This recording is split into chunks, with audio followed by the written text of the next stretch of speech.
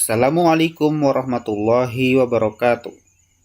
Berjumpa lagi dengan pelajaran Bahasa Indonesia kelas 6. Pada kesempatan kali ini, kita akan belajar materi membandingkan karakteristik puisi dan prosa. Apa itu puisi? Puisi adalah karangan yang ditulis dengan bahasa yang singkat, padat, dan indah. Sedangkan prosa adalah karangan biasa berbentuk paragraf-paragraf dengan bahasa yang runtut dan jelas.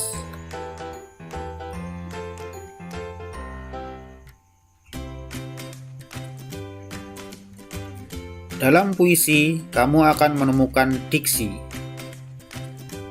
Diksi adalah pilihan kata yang digunakan dalam menyusun puisi. Oleh karena itu, meskipun puisi itu singkat, tetapi mempunyai makna yang luas dan dalam.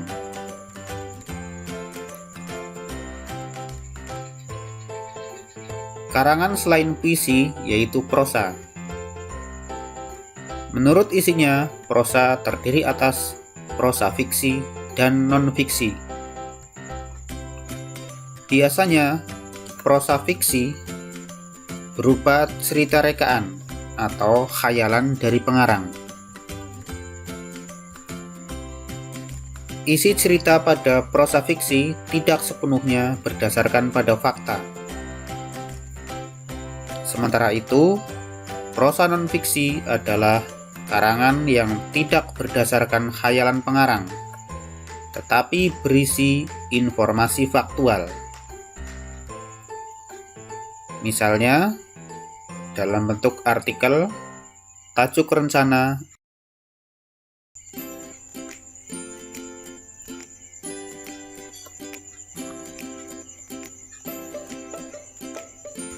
perhatikan contoh berikut.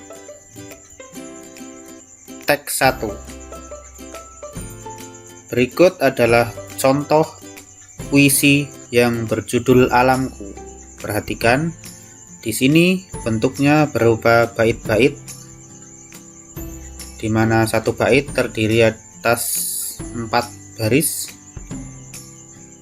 dan kata-katanya ini dengan pilihan kata tertentu. Sedangkan untuk teks yang kedua berikut ini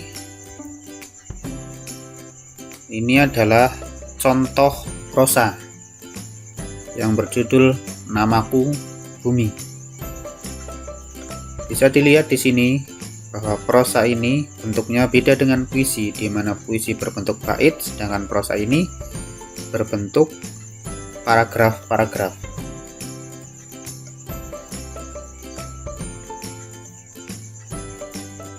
Baiklah, kita lanjutkan untuk membahas puisi dan prosa memiliki karakter yang berbeda. Kita akan bahas karakternya masing-masing.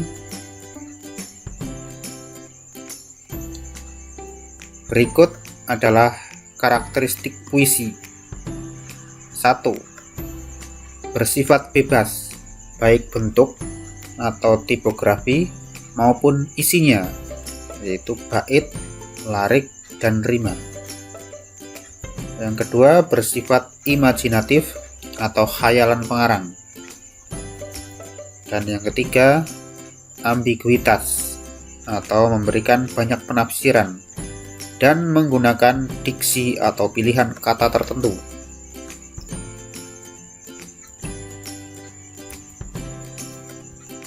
Kemudian karakter prosa itu sesuai dengan jenis prosa adalah sebagai berikut.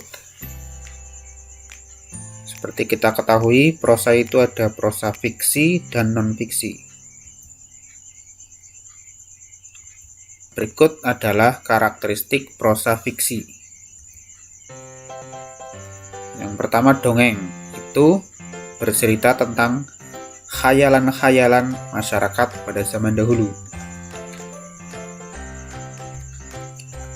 Dongeng sendiri terdiri atas beberapa bentuk, seperti mitos, itu bercerita tentang hal-hal gaib. Contoh, cerita tentang Ratu Pantai Selatan. Kemudian yang B, legenda, itu bercerita tentang sejarah atau asal mula terjadinya sesuatu. Contoh, legenda Tangkuban Perahu. Kemudian C, fabel, ini bercerita tentang kisah yang tokohnya adalah hewan.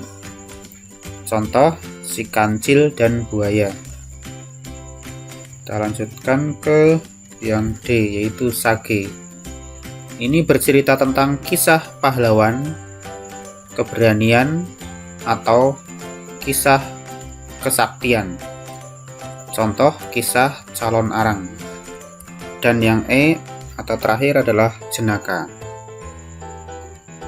yaitu cerita yang tujuannya untuk melucu atau humor. Contohnya adalah dongeng Abu Nawas. Selanjutnya yang kedua adalah novel. Novel adalah cerita yang panjang tentang kehidupan. Contoh, novel Laskar Pelangi dan Sang Pemimpi. Dan yang ketiga adalah cerpen. Cerpen adalah cerita pendek yang menceritakan sebagian kecil dari kisah pelaku utamanya. Contohnya, cerpen Dari Hati ke Hati. Ini adalah contoh cerpen karangan saya. Dan cerpen Piala Pertamaku. Ini adalah contoh cerpen karangan dari anak saya.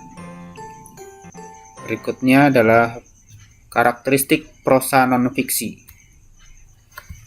Yang pertama, artikel, yaitu karangan yang berisi uraian. Yang kedua, tajuk rencana, yaitu karangan yang bersifat argumentatif, yang ditulis oleh redaktur media massa mengenai hal-hal yang faktual.